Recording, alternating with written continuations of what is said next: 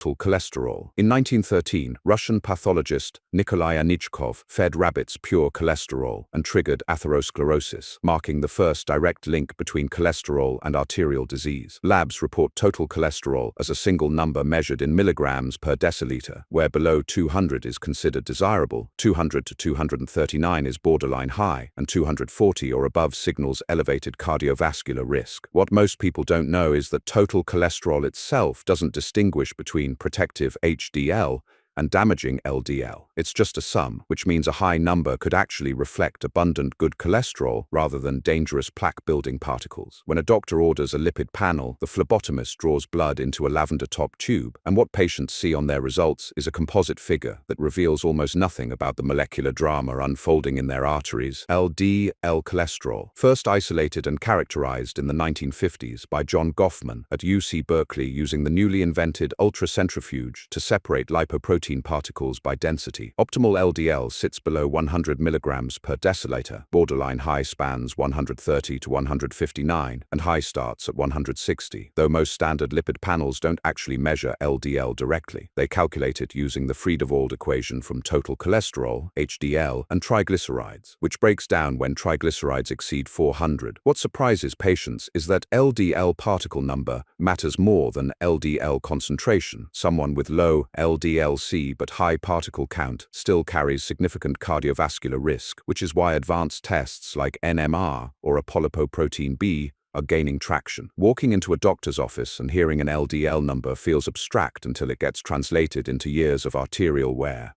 HDL cholesterol. In 1977, researchers at the Framingham Heart Study first demonstrated that higher HDL levels correlate with lower heart attack risk, flipping the assumption that all cholesterol is dangerous. Optimal HDL sits above 60 milligrams per deciliter. Borderline hovers between 40 and 60, and anything below 40 milligrams per deciliter in men or 50 in women signals elevated cardiovascular risk. What most people don't know is that standard lipid panels measure HDL particle concentration, not the particle's actual functional ability to remove cholesterol from artery walls. Two people with identical HDL numbers can have wildly different protection levels. In the lab, HDL samples appear as a faint translucent band on electrophoresis gels, drifting slower than their denser LDL cousins, almost invisible unless stained. Triglycerides. Triglycerides are the most abundant fat molecule in human blood, first chemically isolated by French chemist Michel-Eugène Chevreul in 1823 from animal tissues. Standard lipid panels measure fasting triglyceride levels in milligrams per deciliter, with optimal readings below 150, borderline between 150 and 199, high from 200 to 499, and very high at 500 or above. Most patients believe their cholesterol test measures only LDL and HDL, but triglycerides occupy a full line on every standard result sheet and contribute directly to cardiovascular risk calculation through non-HDL cholesterol formulas. The lab tube that captures triglyceride data sits at room temperature no longer than 2 hours before refrigeration, and even a single high-carbohydrate meal 12 hours before the draw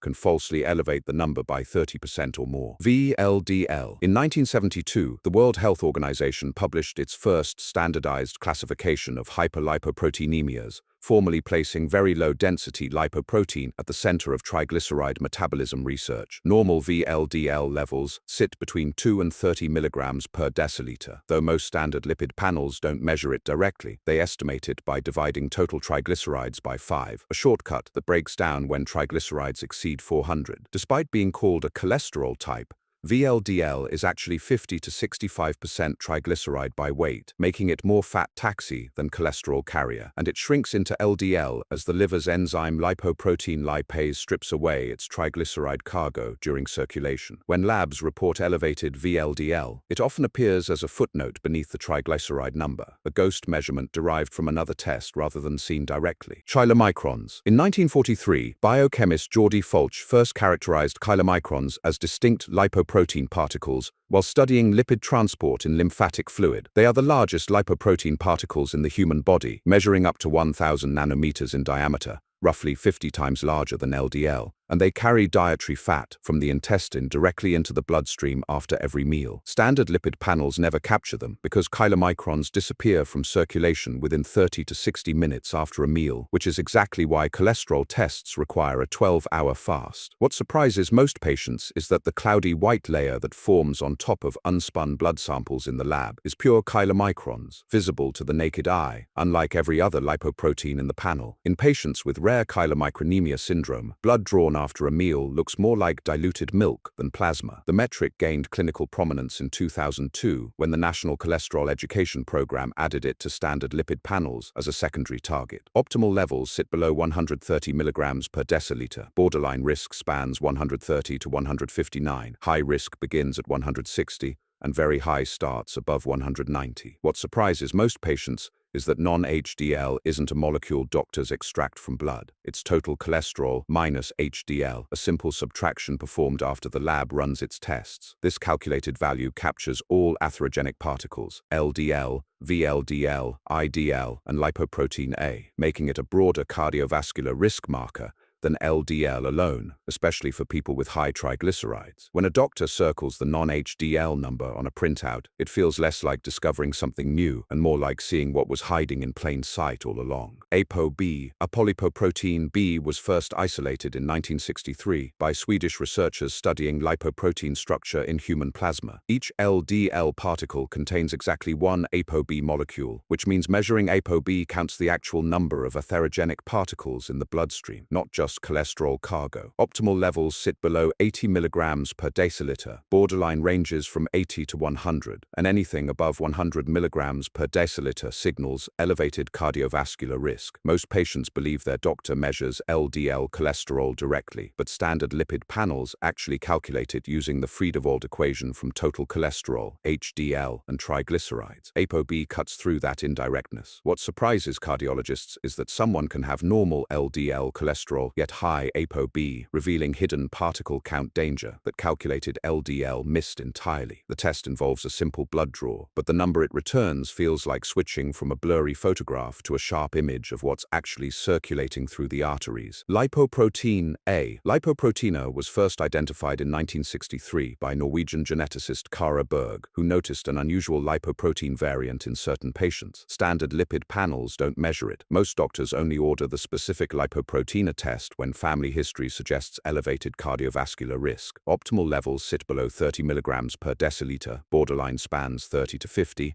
and anything above 50 marks high risk for heart attack and stroke. Despite its cholesterol-like appearance, lipoprotein A behaves more like a genetic lottery ticket. Levels stay fixed from childhood, barely budging with diet, exercise, or statins. The contradiction catches patients off guard. Someone with perfect LDL and HDL numbers can still carry dangerous lipoprotein genes inherited from a single parent. The blood draw feels routine, but the result arrives as a number that doesn't negotiate. Remnant cholesterol. Remnant cholesterol refers to the cholesterol carried in triglyceride-rich lipoproteins after lipolysis, particles that include VLDL remnants and IDL. The term gained clinical traction in the 1990s when the Copenhagen City Heart Study tracked over 73,000 individuals and linked elevated remnants to heart disease independent of LDL levels. Optimal remnant cholesterol sits below 38 milligrams per deciliter. Borderline spans 38 to 51 milligrams per deciliter, and high begins above 52 milligrams per deciliter. Though most labs don't directly measure it, they calculate it by subtracting HDL and LDL from total cholesterol. What surprises clinicians is that remnant cholesterol may drive atherosclerosis more aggressively than LDL in certain patients, yet standard lipid panels often ignore it entirely, leaving this inflammatory marker invisible in routine blood work. For the patient reviewing results, remnant cholesterol appears only as a missing piece, a blank space in the cholesterol equation, where hidden cardiovascular risk quietly accumulates.